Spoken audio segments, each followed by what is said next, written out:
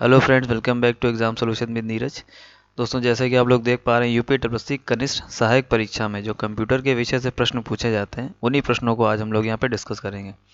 और इस वीडियो में जो भी प्रश्न हम लोग यहाँ पे डिस्कस करेंगे वो यूपीएससी एग्ज़ाम के पॉइंट ऑफ व्यू से बहुत ज़्यादा इंपॉर्टेंट है, क्योंकि जो पिछले 2-3 सालों से जो परीक्षा हुई है उसमें जितने भी कंप्यूटर के क्वेश्चन आए हैं उन्हीं क्वेश्चनों को यहाँ पर इंक्लूड किया गया है। और ये इस सीरीज़ का ये पार्ट 1 है, तो इसका पार्ट 2 भी जल्दी आएगा। तो सारे प्रश्नों को, इंपॉर्टेंट प्रश्न है, सारे प्रश्नों को ध्यान से देखिए, पूरा वीडियो देखिए, और अगर वीडियो पसंद आता है तो वीडियो को लाइक कीजिए। चलिए दोस्तों, चलते हैं प्रश्नों पर। तो पहला प्रश्न आपके सामने ये रहा, तृतीय पीढ़ी के कंप्यूटर का प्रयोग कब शुरू हुआ था? तो तीसरी पीढ़ी के जो कंप्यूटर थे उनका प्रयोग हुआ था 1965 से 1971 के बीच। तो पहली श्रेणी के जो कंप्यूटर थे और दूसरी श्रेणी के और तीसरी श्रेणी के, ये आपसे पूछ लेता है कि इनमें क्या क्या यूज़ होता था। तो पहली श्रेणी के जो कंप्यूटर थे उसमें वैक्यूम ट्यूब का इस्तेमाल होता था। जो वैक्यूम ट्यूब होती हैं उसका प्रयोग किया गया था पहली पीढ़ी में, और दूसरी पीढ़ी में उसको हटाकर ट्रांजिस्टर को लगा दिया गया था, क्योंकि ये बिजली की खपत को कम करते थे। और तीसरी पीढ़ी में आ गया था आपका आईसी चिप, लगा दिया गया था, आईसी चिप का यूज़ किया गया था। ठीक है। और चौथी पीढ़ी जब आ जाती है तो उसमें माइक्रो प्रोसेसर यानी कि माइक्रो चिप लग जाती है, माइक्रो प्रोसेसर का यूज़ होना स्टार्ट हो जाता है। तो प्रश्न आपसे इस तरीके से पूछा जा सकता है कि पहली पीढ़ी में कौन सी उसका यूज़ किया जाता था, वैक्यूम ट्यूब का, और दूसरी पीढ़ी में ट्रांजिस्टर का, तीसरी पीढ़ी में आईसी चिप का, और चौथी पीढ़ी में माइक्रो प्रोसेसर का। ठीक, माइक्रो चिप प्रो या प्रोसेसर। तो इस सवाल का उत्तर हो जाएगा तृतीय पीढ़ी के कंप्यूटरों का प्रयोग कब हुआ था? तो 1965 से 1971 के बीच, ये उसका आंसर हो जाएगा। दूसरा प्रश्न है दोस्तों, भारत में निर्मित प्रथम सुपर कंप्यूटर को क्या नाम दिया गया था? तो इसका नाम था परम। जो पहला सुपर कंप्यूटर था भारत का, उसका नाम परम था।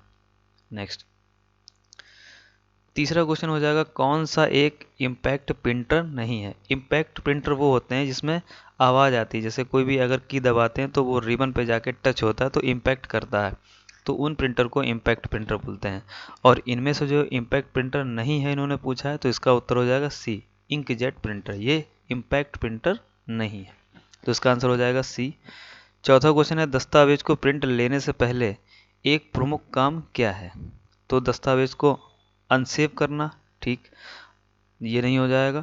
और पेपर सेटिंग को सेट करना, हाँ हो जाएगा, पेपर को हम लोग सेट करते हैं प्रिंट लेने से पहले। और फिर ऑप्शन सी, डॉक्यूमेंट को प्रिंट करते हैं। तो ये दोनों सही हो जाएंगे, ये गलत हो जाएगा। तो हमारा आंसर कौन सा हो जाएगा? Option D. ऑप्शन डी हो जाएगा हमारा correct answer. Next, fifth question हो जाएगा, किस फंक्शन की का प्रयोग चयनित आइटम का नाम बदलने के लिए किया जाता है? तो ये हो जाएगा F2। F2 की का यूज़ होता है, जो कोई भी अगर आपका चयनित जो आइटम है उसका अगर नाम चेंज करना है तो F2 की का यूज़ किया जाता है। क्वेश्चन नंबर 6, कौन सी कोटि BIOS को सर्वोत्तम परिभाषित करती है? तो इसको जो है सी, ये फर्मवेयर को, बायोस जो होता है बेसिक इनपुट आउटपुट सिस्टम, जो है ये फर्मवेयर को परिभाषित करता है। इसकी फुल फॉर्म में होती है बेसिक इनपुट आउटपुट सिस्टम। सातवां क्वेश्चन हो जाएगा, कंप्यूटर के सभी हार्डवेयर की जांच कौन करता है? तो कंप्यूटर के सभी हार्डवेयर की जांच भी यही करता है, बेसिक इनपुट आउटपुट सिस्टम। इसकी फुल फॉर्म हो जाएगी, ये मदरबोर्ड में जो चिप लगी होती है रोम की, उसमें ये यूज़ किया जाता है, उसमें लगा होता है ये बायोस। ठीक है। ALU की फुल फॉर्म क्या है? तो ALU की फुल फॉर्म होती है अर्थमेटिक या अर्थमेटिक लॉजिक यूनिट, ये हो जाएगी इसकी सी। ठीक है, आठवें क्वेश्चन का आंसर हो जाएगा अर्थमेटिक लॉजिक यूनिट, इसकी फुल फॉर्म हो जाएगी ALU की। ठीक, ALU जो है CPU का एक मेन कंपोनेंट होता है। ठीक, क्वेश्चन नंबर 9 यहाँ पे बोल रहा है कि किस इनपुट डिवाइस का उपयोग व्यापक रूप से योग्यता परीक्षण जैसे परीक्षणों में किया जाता है?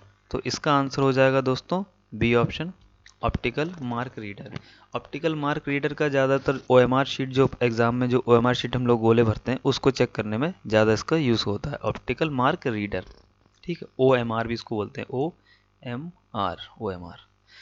इसकी फुल फॉर्म भी पूछ लेते हैं, तो ऑप्टिकल मार्क रीडर हो जाएगा। क्वेश्चन नंबर 10 हो जाएगा, कंप्यूटर प्रणाली में कौन सी इनपुट डिवाइस का उदाहरण नहीं है या इसका उदाहरण नहीं है? तो इसमें इनपुट डिवाइस नहीं है पूछा, तो इसमें कौन सी इनपुट डिवाइस नहीं? कीबोर्ड है, इससे इनपुट दिया जाता है। प्रिंटर, तो हाँ, तो आंसर क्या हो जाएगा यहाँ पर? प्रिंटर हो जाएगा। स्कैनर से भी स्कैन किया जाता है, इनपुट दिया जाता है, और माउस से तो इनपुट देते हैं। तो आंसर हमारा हो जाएगा बी ऑप्शन यहाँ पर। Next 11 number question, undo function का कीबोर्ड शॉर्टकट क्या है? तो अंडू का एक शॉर्टकट की होती है, तो वो हो जाएगा हमारा आंसर ए। कंट्रोल जेड से क्या करते हैं, अगर कोई भी चीज़ हमने डिलीट कर दी है और उसको वापस दोबारा लाना चाहते हैं तो कंट्रोल जेड करके उसको अंडू यानी कि दोबारा वापस ले आता है। क्वेश्चन नंबर 12 हो जाएगा, कंप्यूटर के कीबोर्ड में कितनी वर्णमाला की होती हैं? तो वर्णमाला की इसमें होती हैं 26, ठीक, और 12 फंक्शनल की होती हैं F1 F2 करके, और टोटल होती हैं 102 कीज़। ठीक, अगर टोटल कीज़ की बात करें तो 102 कीज़ होती हैं, और अगर वर्णमाला की बात करें तो 26, और फंक्शनल की कितनी होती हैं? ये होती हैं 12। ठीक है, नेक्स्ट 13 नंबर क्वेश्चन में कह रहा है कौन सा स्टोरेज माध्य सबसे तेज और महंगा है? ठीक, स्टोरेज माध्य हो जाएगा यहाँ पे, स्टोरेज माध्य जो है सबसे तेज और महंगा, तो सबसे तेज और महंगा है कैश मेमोरी, तो कैश मेमोरी सबसे ज़्यादा महंगी है और सबसे फास्ट भी है। नेक्स्ट हो जाएगा 14 नंबर क्वेश्चन, जीमेल कितना फ्री स्टोरेज प्रदान करता है? तो जीमेल जो है हमको 15 GB फ्री स्टोरेज प्रदान करता है। जीमेल पर हम लोग अपनी आईडी वगैरह, ईमेल आईडी वगैरह बनाते हैं तो उस पर 15 GB तक हमको फ्री डाटा मिलता है। ठीक, नेक्स्ट नेक्स्ट हो जाएगा 15 नंबर क्वेश्चन, निम्नलिखित में से कौन सा एक प्राइमरी स्टोरेज डिवाइस है? तो इसका आंसर हो जाएगा B option, random access memory. ये प्राइमरी स्टोरेज डिवाइस होती है, रैंडम एक्सेस मेमोरी यानी कि रैम इसकी शॉर्ट फॉर्म हो जाएगी, रैम। और ये कैसी मेमोरी होती है? अस्थाई मेमोरी होती है। ठीक है, 16 नंबर क्वेश्चन हो जाएगा, कौन सी अस्थाई मेमोरी या अस्थिर मेमोरी के रूप में जाना जाता है? तो अभी हम लोग पढ़ चुके हैं, हो जाएगा रैम इसका आंसर। 16 का आंसर हो जाएगा A option, RAM, random access memory. Next 17 number question को देखेंगे। 17 नंबर क्वेश्चन में कह रहा है कि किसी कंप्यूटर की स्थायी मेमोरी क्या हो कहलाती है? तो देखिए, रैम तो हो गई अस्थायी मेमोरी, अब रोम क्या हो जाएगी? ये स्थायी मेमोरी होती है। ठीक, ये स्थायी मेमोरी होती है।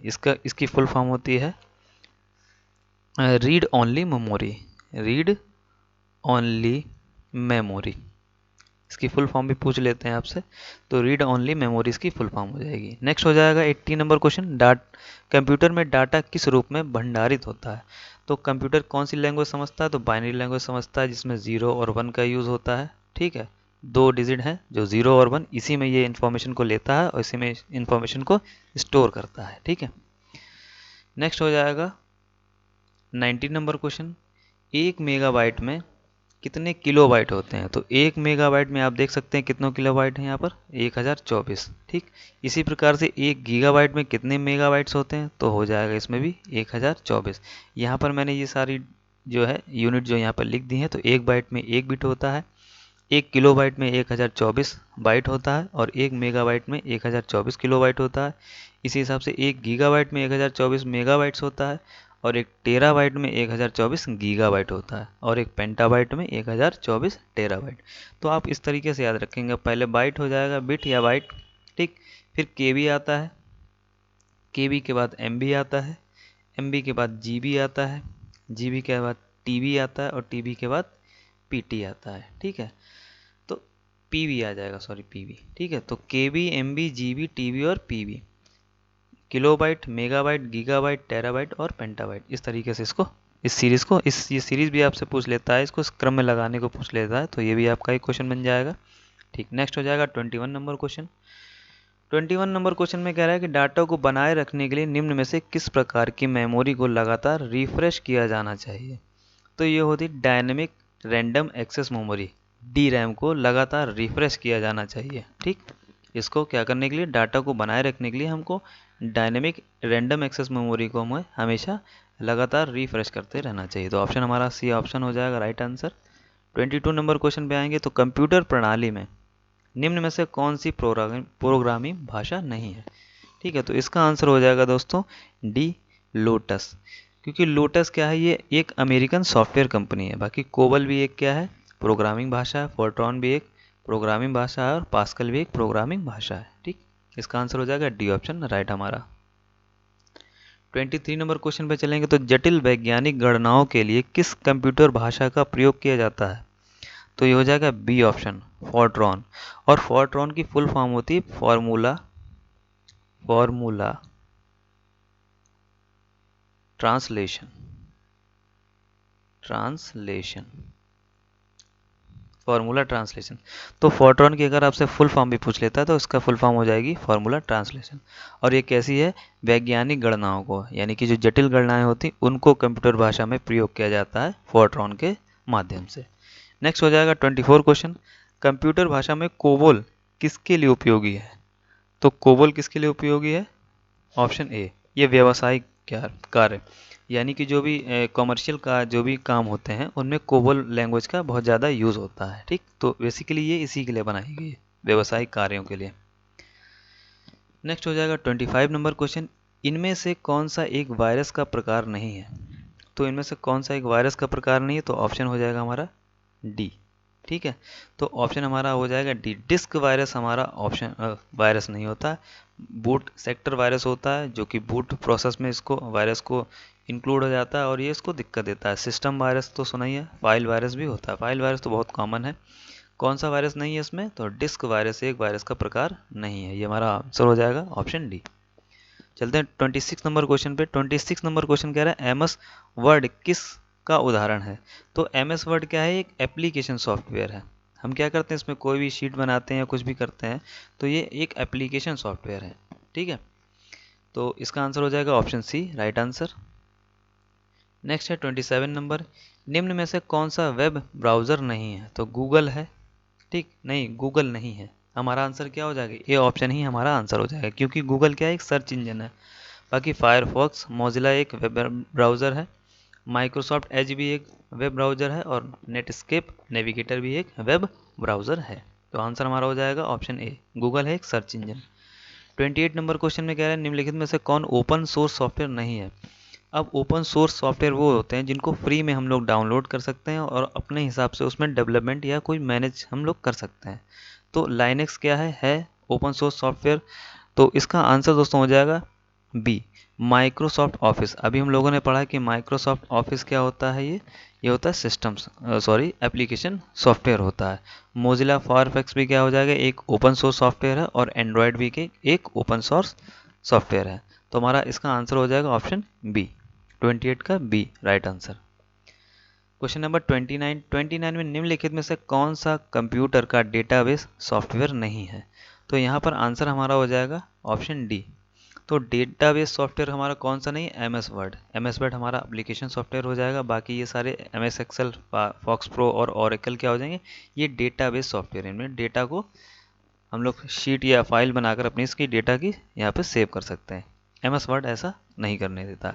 नेक्स्ट हो जाएगा 30 नंबर, निम्न में से कौन सा एक ऑपरेटिंग सिस्टम नहीं है? तो इसमें चारों में से हमको ये बताना है कि ऑपरेटिंग सिस्टम कौन सा नहीं है। तो इसका ऑप्शन हो जाएगा right answer B, MS Office. MS Office क्या हो जाएगा? एक एप्लीकेशन सॉफ्टवेयर हो जाएगा।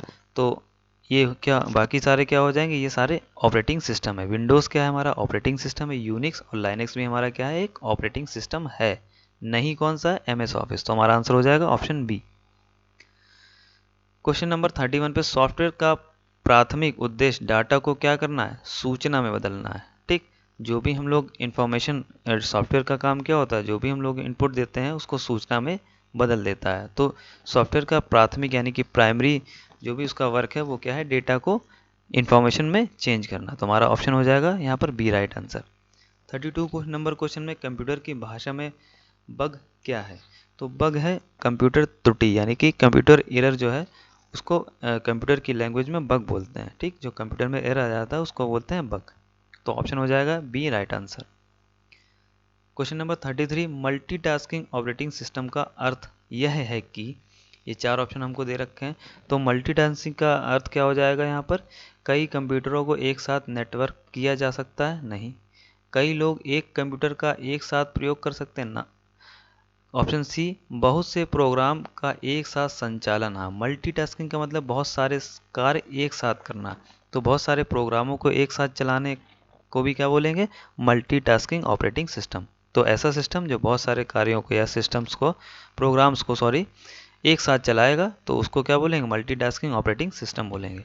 नेक्स्ट हो जाएगा 34 क्वेश्चन, कंप्यूटर प्रणाली के अंतर्गत डाटा हस्तांतरण की आवर्ती सीमा को क्या कहते हैं? यानी कि जो रेंज होती है, फ्रीक्वेंसी की जो रेंज होती है डाटा ट्रांसफरिंग की, जो फ्रीक्वेंसी रेंज होती है उसको क्या कहते हैं, तो उसको दोस्तों बोलते हैं बैंड विड्थ। ठीक, उसको बैंड विड्थ बोलते हैं। ये इंपॉर्टेंट क्वेश्चन है, याद रखिएगा, बैंड विड्थ।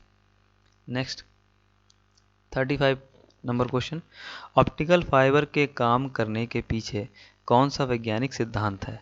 तो ऑप्टिकल फाइबर के काम करने के पीछे होता है प्रकाश का कुल आंतरिक परावर्तन या फिर प्रतिबिंब। तो हमारा ऑप्शन ए हो जाएगा राइट आंसर, प्रकाश का कुल आंतरिक प्रतिबिंब। ठीक, नेक्स्ट हो जाएगा 36 नंबर क्वेश्चन, टेलीफोन नेटवर्क के तारों पर डाटा संचरण द्वारा इंटरनेट उपलब्ध कराने के लिए कौन सी प्रौद्योगिकी का इस्तेमाल किया जाता है? यानी कि टेलीफोन के तारों से जो हमारा इंटरनेट कनेक्शन जो हम लगवाते हैं तो वो उसको क्या कहेंगे? तो उसके लिए आंसर यहाँ पर हमारा हो जाएगा D option, digital subscriber line. ठीक, यानी कि वो डिजिटली सब्सक्राइब करते हैं, हम लोग तार के द्वारा जोड़ते हैं तो वो डिजिटली हो जाएगा। एक वाईफाई होता है वो वायरलेस होता है, और ये क्या हो जाएगा? Digital subscriber line.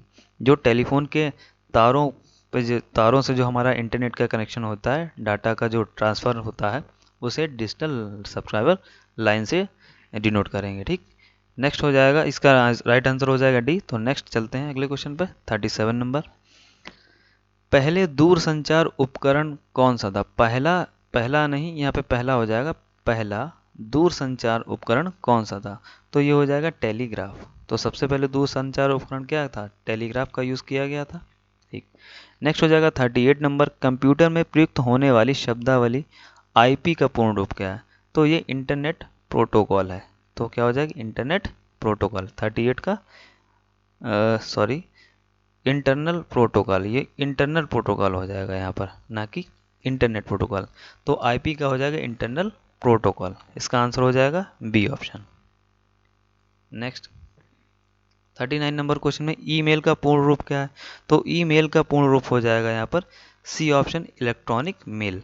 तो ईमेल का पूरा नाम क्या होगा? Electronic mail. ठीक, नेक्स्ट हो जाएगा 40 नंबर क्वेश्चन, ईमेल एड्रेस में किस चिन्ह का उपयोग करके यूज़र नेम और डोमेन नेम को अलग किया जाता है? तो सबको पता है @gmail.com लगाते हैं, तो ये @ का साइन करके हम लोग क्या करते हैं? यूज़र नेम को डोमेन नेम से अलग कर देते हैं। ठीक, यूज़र नेम होता है जो भी हम अपना नाम रखते हैं XYZ, फिर @gmail.com या yahoo.com, ये क्या है? ये डोमेन नेम होते हैं। ठीक,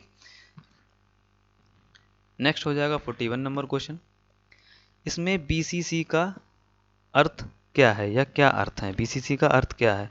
तो 41 का हो जाएगा option C, blind carbon copy. तो आंसर हो जाएगा इसका option number C, blind carbon copy. Next हो जाएगा 42 नंबर क्वेश्चन, URL का विस्तृत रूप या क्या है, यानी कि इसकी फुल फॉर्म क्या है? तो इसकी फुल फॉर्म हो जाएगी B option, uniform resource locator. Uniform resource locator, याद रखिएगा इसको, बहुत सिमिलरिटी करके ये देते हैं, इसमें गलत होने के चांसेस बहुत ज़्यादा बढ़ जाते हैं। तो uniform resource locator. Next 43 number question, email के लिए किस प्रोटोकॉल का प्रयोग किया जाता है? तो ईमेल के लिए SMTP और POP का प्रयोग किया जाता है। तो SMTP की फुल फॉर्म भी आपसे पूछ लेता है, तो SMTP की हो जाएगी यहाँ पर, SMTP की फुल फॉर्म हो जाएगी सिंपल मेल ट्रांसफ़र प्रोटोकॉल। और POP की फुल फॉर्म अगर आपसे पूछता है तो POP की फुल फॉर्म हो जाएगी पोस्ट ऑफिस प्रोटोकॉल। तो SMTP और POP का यूज़ कहाँ होता है? ईमेल के लिए प्रोटोकॉल का प्रयोग, ईमेल में इस प्रोटोकॉल का यूज़ होता है। तो कौन सी प्रोटोकॉल है वो? SMTP और POP। SMTP की फुल फॉर्म आपसे पूछेगा तो सिंपल मेल ट्रांसफ़र प्रोटोकॉल, और POP की अगर पूछता है तो post office protocol. Next 44 number question पे आते हैं, ईमेल हेडर में निम्न में से कौन सा फील्ड शामिल नहीं होता है? ठीक है, तो टू तो शामिल होता है, ठीक है, सेव शामिल नहीं होता है, CC भी होता है और BCC यानी कि ब्लाइंड कार्बन कॉपी। ठीक, ये भी यूज होता है, लेकिन सेव का कोई ऑप्शन वहाँ पर नहीं होता है ईमेल हेडर में। ठीक, तो आंसर हो जाएगा हमारा right answer option B. 45 number question में HTML का विस्तृत रूप यानी कि फुल फॉर्म क्या है? तो HTML की फुल फॉर्म हो जाएगी option B, hypertext markup language. HTML की फुल फॉर्म। नेक्स्ट हो जाएगा 46, वर्ल्ड वाइड वेब का आविष्कार किसने किया था? तो वर्ल्ड वाइड वेब का आविष्कार किया था Tim Berners Lee. Option A हमारा राइट आंसर हो जाएगा, टिम बर्नर्स ली। www का आविष्कार किसने किया था? तो टिम बर्नर्स ली ने, www। ठीक, नेक्स्ट हो जाएगा 47 नंबर क्वेश्चन। 47 में बोला है कि इंटरनेट पर कंप्यूटर की पहचान किस प्रकार निश्चित होती है?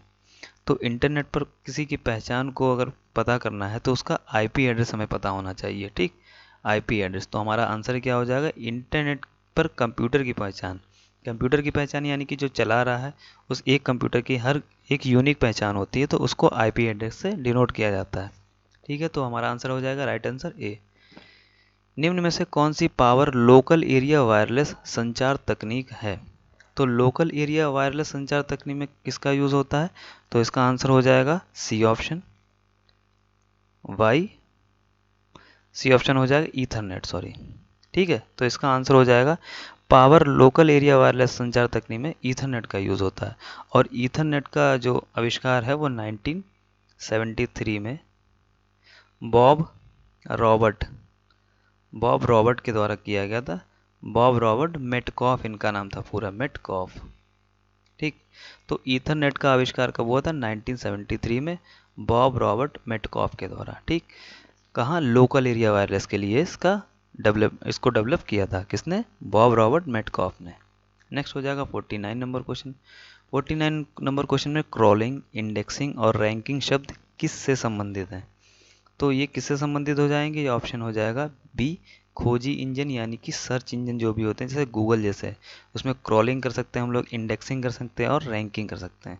तो आंसर इसका हो जाएगा बी। ये इंपॉर्टेंट क्वेश्चन है 49। ठीक, B search engine. 50 number question हो जाएगा क्रोम, सफारी और ओपेरा के बीच क्या समानता है? यह सभी क्या है? तो ऑप्शन हो जाएगा ए ऑप्शन सही हो जाएगा इसका, वेब ब्राउज़र। ये सारे क्या है? क्रोम, सफारी, ओपेरा, ये सब क्या है? वेब ब्राउज़र है। हम उसमें क्या करते हैं? इंटरनेट पर वेब ब्राउजिंग करते हैं। कोई भी चीज़ खोजनी होती है तो हम इन पर वेब ब्राउजिंग करते हैं और उसको खोजते हैं। तो दोस्तों ये थे आपके 50 क्वेश्चन पार्ट 1 के। पार्ट 2 जल्दी ही आएगा। तो क्वेश्चन अगर आपको पसंद आया तो वीडियो को लाइक कीजिएगा और चैनल को सब्सक्राइब कीजिएगा। तो मिलते हैं नेक्स्ट वीडियो में, तब तक के लिए जय हिंद और बेस्ट ऑफ लक।